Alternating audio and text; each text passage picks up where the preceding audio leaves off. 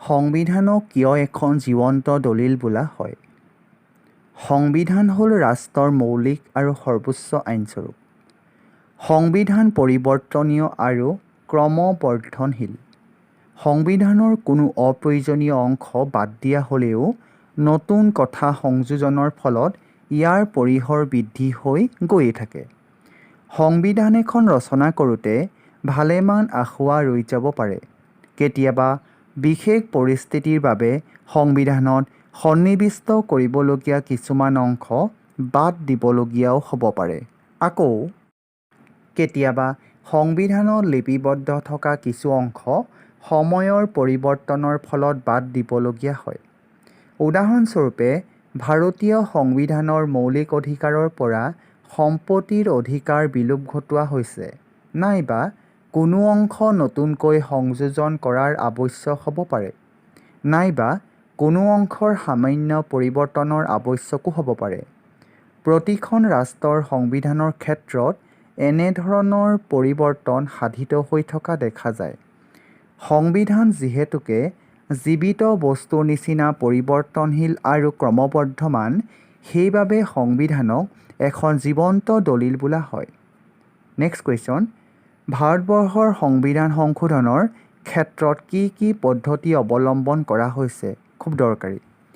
সংবিধানক সময়ৰ পৰিৱৰ্তনৰ লগত খাপ খুৱাই আগবঢ়াই লৈ যোৱাৰ বাবে ইয়াক সংশোধন কৰাৰ প্ৰয়োজন হয়। সংবিধান সংশোধন পদ্ধতিটো অতি জটিল হোৱা উচিত নহয়। আনহাতে সংবিধান সংশোধন পদ্ধতিটো অতিশয় সহজ হ'লে সংবিধান বেছি দিন স্থায়ী হ'ব নোৱাৰে আৰু নাগৰিকৰ অধিকাৰ ক্ষুণ্ণ হোৱাৰ সম্ভাৱনা থাকে। সেয়েহে প্ৰত্যেকখন সংবিধানৰ সংশোধন পদ্ধতি নমনীয় আৰু অনমনীয় সংমিশ্ৰণ হোৱা উচিত, যাতে কেৱল প্ৰয়োজন সাপেক্ষেহে ইয়াক সংশোধন কৰিব পৰা যায়। ভাৰতৰ সংবিধান প্ৰণেতাসকলে আংশিকভাৱে নমনীয় আৰু আংশিকভাৱে অনমনীয়ৰ মাজত ভাৰসাম্য ৰক্ষা কৰি সংবিধান সংশোধন প্ৰক্ৰিয়া সংবিধানত সন্নিৱিষ্ট কৰিছে। ভাৰতৰ সংবিধান সংশোধন পদ্ধতিটো হ'ল নমনীয় আৰু অনমনীয়ৰ এক সংমিশ্ৰণ। নেক্সট কুৱেশ্যন, ভাৰতীয় সংবিধানত কিমান নং অনুচ্ছেদত সংবিধান সংশোধন প্ৰণালীৰ বিষয়ে অন্তৰ্ভুক্ত কৰা আছে? 368 নং অনুচ্ছেদত। নেক্সট কুৱেশ্যন, ভাৰতীয় সংবিধানৰ সংশোধন প্ৰণালীৰ বিষয়ে আলোচনা কৰা। 6 নম্বৰ কাৰণে আহে, ভাৰতীয় সংবিধানৰ 368 নং অনুচ্ছেদত সংবিধান সংশোধন প্ৰণালীৰ বিষয়ে অন্তৰ্ভুক্ত কৰা আছে। ভাৰতীয় সংবিধান সংশোধনীৰ ক্ষেত্ৰত তিনিটা প্ৰণালীক অনুসৰণ কৰা হয়। প্ৰথমতে, সাধাৰণ আইন প্ৰণয়ন প্ৰক্ৰিয়াৰ জৰিয়তে সংবিধান সংশোধন। দ্বিতীয়তে, বিশেষ সংখ্যাগৰিষ্ঠতাৰ জৰিয়তে হোৱা সংবিধান সংশোধন। তৃতীয়তে, ৰাজ্যসমূহৰ অনুমোদন সাপেক্ষে সংবিধান সংশোধন। প্ৰথমতে, নমনীয় পদ্ধতি বা সাধাৰণ আইন প্ৰণয়ন প্ৰক্ৰিয়াৰ জৰিয়তে সংবিধান সংশোধন। ভাৰতৰ সংবিধানৰ কিছুমান অনুচ্ছেদ সাধাৰণ আইন প্ৰণয়ন প্ৰক্ৰিয়া অনুসৰি সংশোধন কৰা হয়। এনেধৰণৰ সংবিধান সংশোধন কৰিবলৈ হ'লে সংসদৰ যিকোনো এটা সদনত সংশোধনী বিধেয়কখন উত্থাপন কৰিব পাৰি। সংসদৰ যিটো সদনত বিধেয়কখন উত্থাপিত হয়, সেই সদনত উপস্থিত থাকি ভোটদান কৰা সদস্যসকলৰ গৰিষ্ঠ সংখ্যক সদস্যৰ সমৰ্থন লাভ কৰাৰ পিছত বিধেয়কখন আনখন সদনেও একে প্ৰক্ৰিয়াৰে অনুমোদন জনালে ৰাষ্ট্ৰপতিৰ সন্মতিৰ বাবে প্ৰেৰণ কৰা হয়। ৰাষ্ট্ৰপতিয়ে সংশোধনী বিধেয়কখনত সন্মতি প্ৰদান কৰিলে বিধেয়কখন সংশোধনী আইনত পৰিণত হয়। 1 নম্বৰ, নতুন ৰাজ্যৰ সৃষ্টি, ৰাজ্যৰ নাম নাইবা চাৰিসীমাৰ পৰিৱৰ্তন। 2, 3 আৰু 4 নং অনুচ্ছেদ।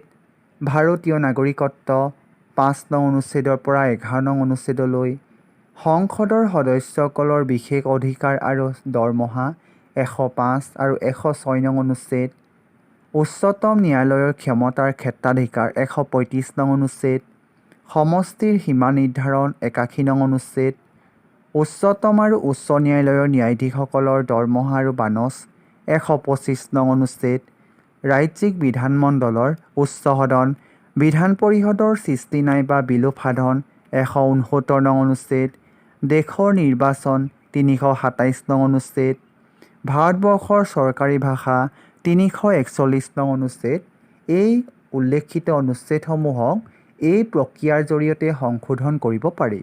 দ্বিতীয়তে মিশ্ৰিত পদ্ধতি। ভাৰতীয় সংবিধান সংশোধনৰ দ্বিতীয় পদ্ধতিটো সংবিধানৰ ৩৬৮ নং অনুচ্ছেদত বৰ্ণিত আছে। এই পদ্ধতি অনুসৰি সংবিধান সংশোধনী বিধেয়কখন সংসদৰ যিকোনো এখন সদনত উত্থাপন কৰিব পৰা যায়। সংসদৰ যিখন সদনত বিধেয়কখন উত্থাপিত হয় সেইখন সদনৰ মুঠ সদস্যৰ গৰিষ্ঠ সংখ্যক আৰু উপস্থিত থাকি ভোটদানকাৰী সদস্যসকলৰ কমেও ২/৩ সমৰ্থনত গৃহীত হোৱাৰ পিছত আনখন সদনেও একে পদ্ধতিৰে গৃহীত কৰিব লাগে। এনেদৰে উভয় সদনৰ দ্বাৰা অনুমোদিত হোৱাৰ পিছত বিধেয়কখন ৰাষ্ট্ৰপতিৰ সন্মতিৰ বাবে প্ৰেৰণ কৰা হয়। ৰাষ্ট্ৰপতিৰ সন্মতি লাভ কৰিলে সংশোধন কাৰ্য সম্পূৰ্ণ হোৱা বুলি গণ্য কৰা হয়।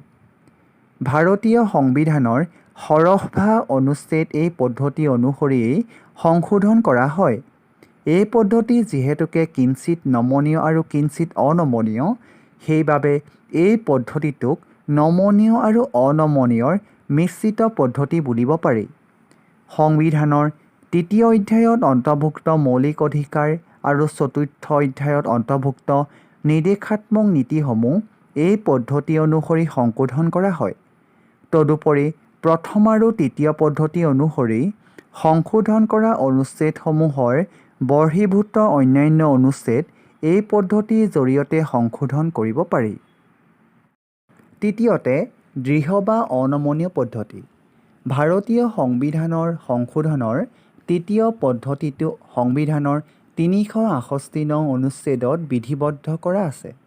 এই পদ্ধতিটো দ্বিতীয় পদ্ধতিটোৰ সৈতে প্ৰায় একেধৰণৰ, মাত্ৰ ইয়াত আধা সংখ্যক ৰাজ্যিক বিধানমণ্ডলৰ সন্মতিৰ প্ৰয়োজন হয়।